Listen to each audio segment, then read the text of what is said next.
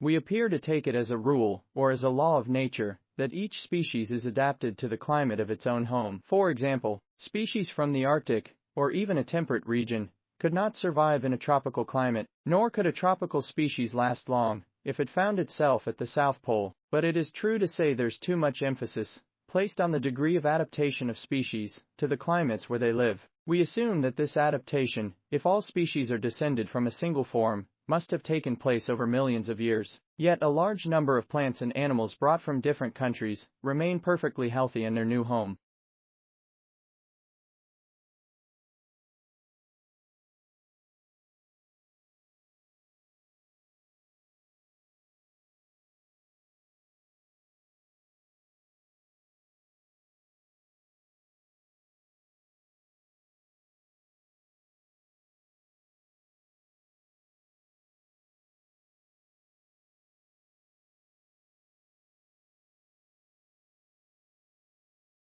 This is why I am able to enjoy Beethoven's magnificent creations.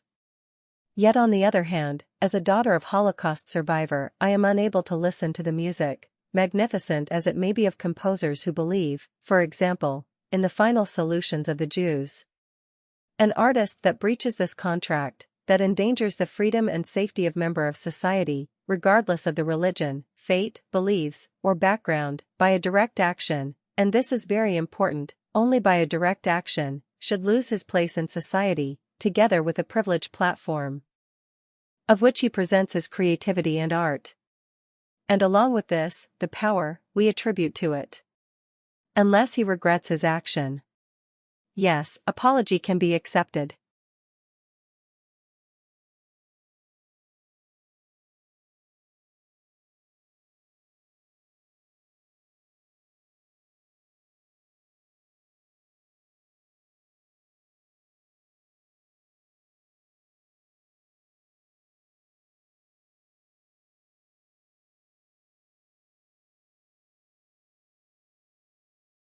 Also, there are several examples of animal species that have extended their range within historical times from warmer to cooler latitudes and the other way round. Rats and mice provide good examples. They have been transported by man to many parts of the world and now have a far wider range than any other rodent, and they can be found living in the cold climate of the Faroe Islands to the north through the tropical zones to the Falklands in the south. It is possible to see adaptation to any climate as a quality that is part of an inborn flexibility of the physical and mental constitution of most animals. Therefore, the ability to survive in the most different climates by both man and his domestic animals, and the fact that elephants once existed in an ice age while living species live in tropical areas, should not be seen as deviations from the rule, but as examples of this flexibility being brought into action under particular circumstances.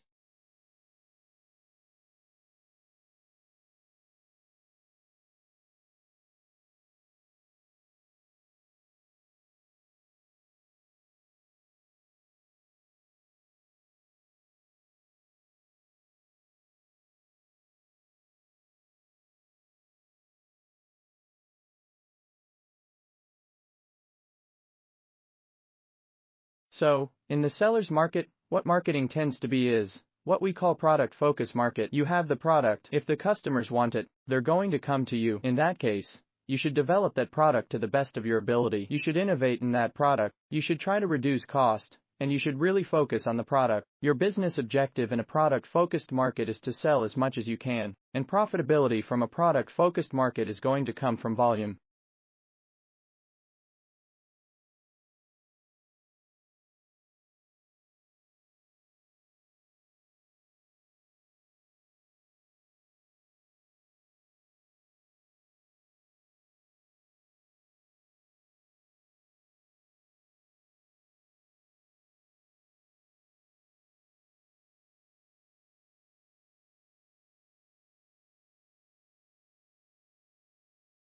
Selling as much as you can. In the past, when we've studied product focus market, we've shown that profitability is tied to market share. So market share becomes your business objective. And why does market share increase profitability? Because the bigger your market share, the more your revenues, and the bigger your market share and your volume, the lower the product cost and hint profitability. Higher revenues, lower cost, more profit. That's really the goal of a product-focused market. And when you're product-focused, where do you get growth?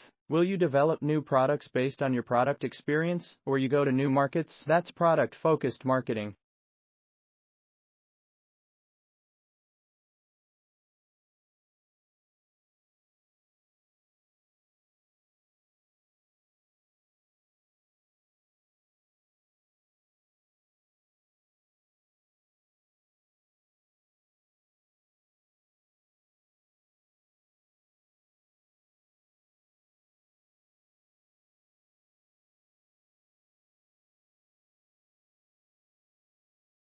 Today, I would like to focus on some of the important features of academic writing. The quality is the first most aspect of any writing. When you write about history, you need half the same quality as journal writing. They are both similar. When you are writing academic and journal papers, you might consider some of these factors. Both require resources and evidence as well as writing style. Furthermore, the attention of logic in writing is also important. One thing that puzzles me is that there is no clear connection between history and journal writing, but somehow, they are so much alike.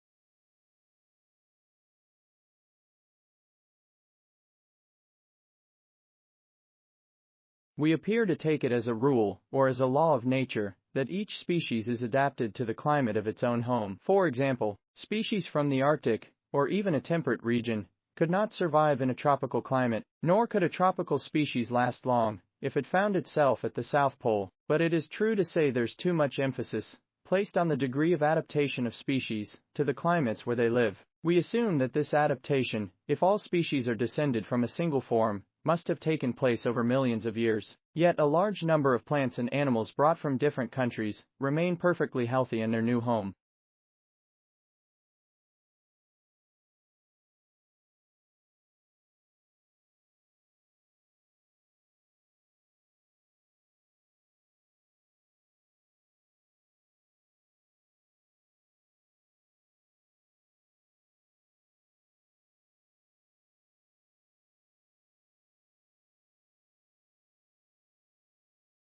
Machiavelli lived from 1469 to 1527. The philosopher Bertrand Russell referred to Machiavelli's most well-known book, The Prince, as a gangster's handbook, and while there's no doubt that certain people have read and used it as such, I think that if we put it into the context of when it was written, which was Italy, especially Florence, in the 15th and 16th centuries, it will be easier to judge Machiavelli's reasons for writing it. Now, the Italy of that period was made up of a number of city-states, often at war with each other. Add to that threats from foreign powers, especially France, and it was a very unstable and dangerous situation. Machiavelli loved his home city, Florence, and wanted to protect its culture, history and above all independence at all costs.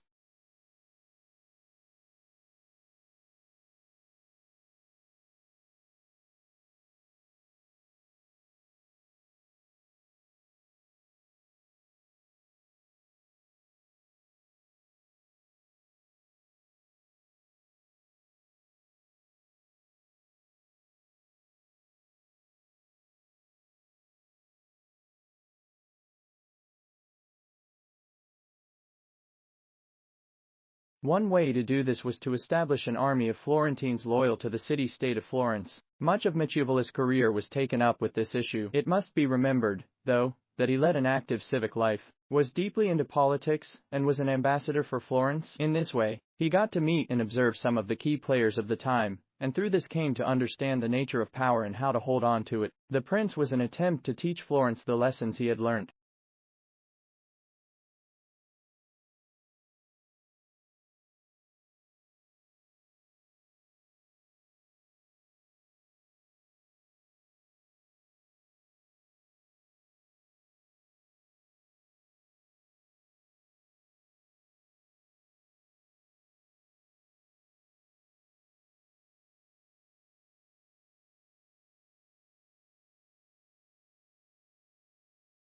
Today, I would like to talk about a book in this class. This book focuses on architecture design in London. Not just any place in London, it is in the west side of London, called West Street of London. The architecture made a very poor design of the buildings there. This can cause a mood swing. An awful design of the building can have a negative influence on people's mood. If you want some beautiful designs, then you must visit Stanford and Frankfurt. They are good examples of the best architectural designs. Different architects have different perspectives on beauty, which is an arrogant word since it is in the eye of the beholder. One can write the out in the play, but how one can design bad and ugly buildings? Well, it is difficult for architects to realize a bad architectural design.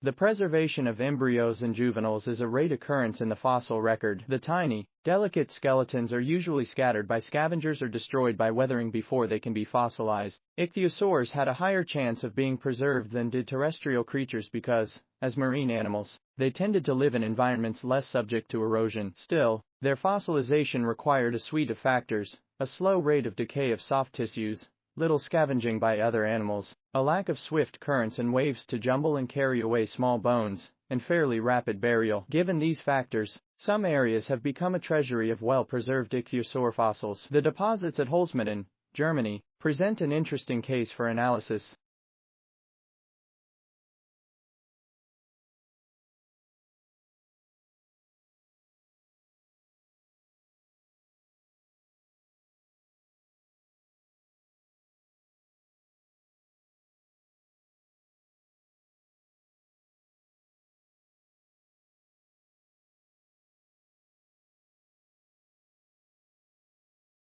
The ichthyosaur remains are found in black, bituminous marine shales deposited about 190 million years ago. Over the years, thousands of specimens of marine reptiles, fish and invertebrates have been recovered from these rocks. The quality of preservation is outstanding, but what is even more impressive is the number of ichthyosaur fossils containing preserved embryos. Ichthyosaurs with embryos have been reported from 6 different levels of the shale in a small area around Holzminden, suggesting that a specific site was used by large numbers of ichthyosaurs repeatedly over time. The embryos are quite advanced in their physical development. Their paddles, for example, are already well formed. One specimen is even preserved in the birth canal.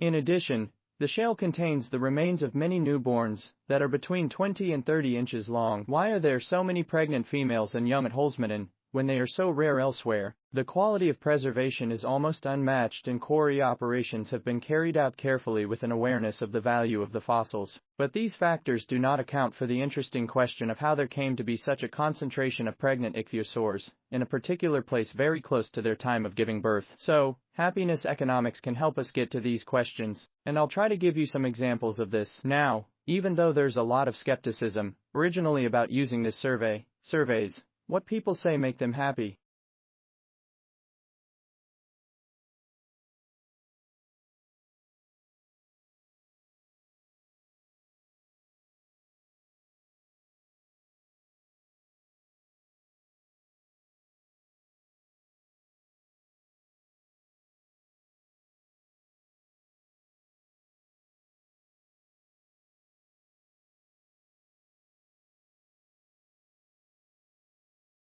The number of reasons that we are getting increasingly confident in doing so. One is that their consistent pattern, remarkable consistent pattern, determines well-being across large samples of people, across countries, across the world, and over time. Some of the basic things that make people happy, and I will show you some of these: income, health, marital status, employment status. Some of these very basic things are remarkably consistent across countries, across world. So that gives us some sense that these surveys are picking up consistent patterns. And when we know what consistent patterns are, we can look how other things that very much more affect people's well-being: the environment and equality. The Nature's institution raging on living and all kinds of other things that very much more.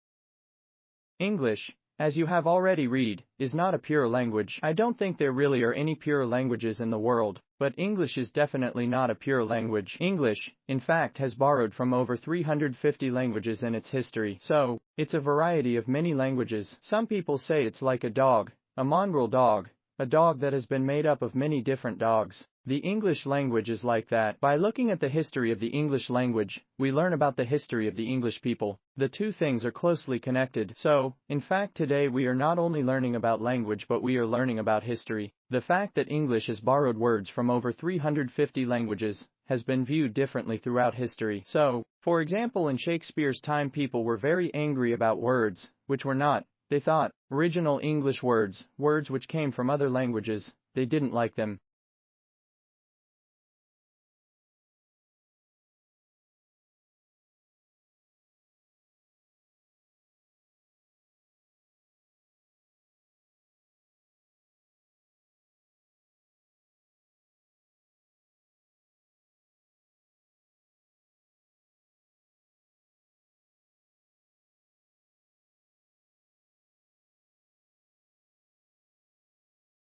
Well, it's like, why is Australian housing is so expensive? Essentially, it's showing of how well the Australian economy has been doing over the last 15 years. We have had 15 years more or less of an uninterrupted economic growth, during which average earning has been raised by close to 90%, while over the course of that period, the standard variable mortgage rate has roughly halved. That meant that the amount which a typical home buying household can afford to borrow under rules which aren't strictly applied as they used to be had more than doubled. Over the same period, rising immigration and falling average household size has meant that the number of households looking for accommodation has risen by about 1.5 million.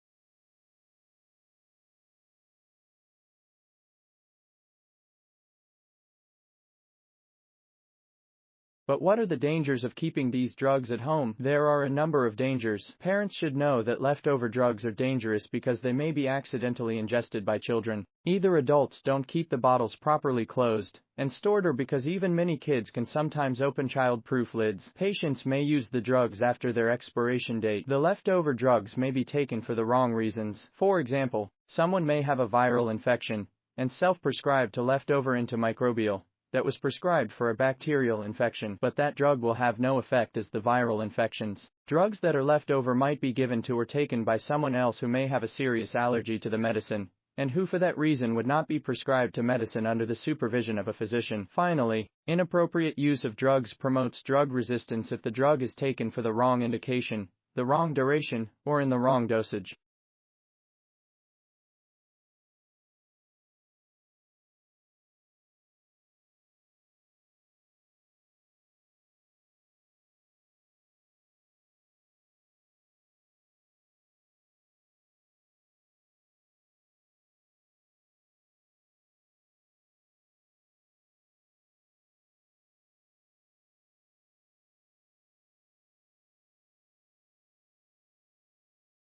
So various conclusions. Yes, bees are in decline. These declines are well documented. They are real and supported by good, strong scientific evidence, which is the only of these counts. The drivers of decline on many varied depending on species. The effects of pollinator loss could be absolutely huge. So, is it a catastrophe? Not yet, but it could be. On the positive side, we are aware of the problem. Awareness is being raised all the time and people are taking actions. Before fixing is missing, you can recognize the problem. At least it's been done.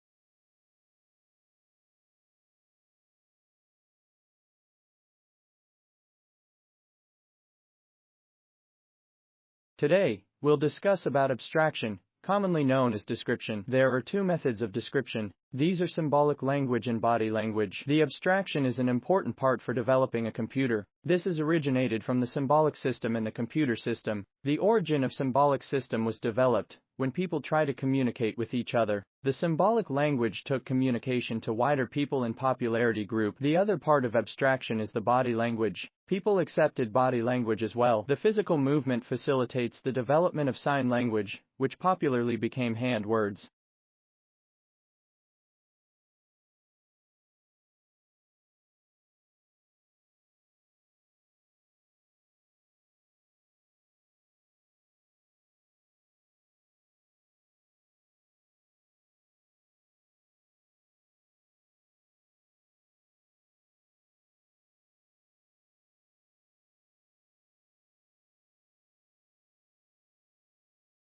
In my view, it's impossible not to talk about wildlife and not think about its role in livelihood. And I guess part of that is my own view. Part of the research that I do in Africa, in most eastern West Africa, I look at the role. All the humans rely on wildlife as the source of food and also the source of income. And we talk about our wildlife. If we talking about fish, we are talking about what is probably the single most important source of protein for human that across the globe. And so, billions of, or more than a billion of people, rely on fish as their primary source of animal protein, and most of these people living in poverty. So, the management of fish resource of wildlife, in that sense causing incredibly important to livelihoods and health.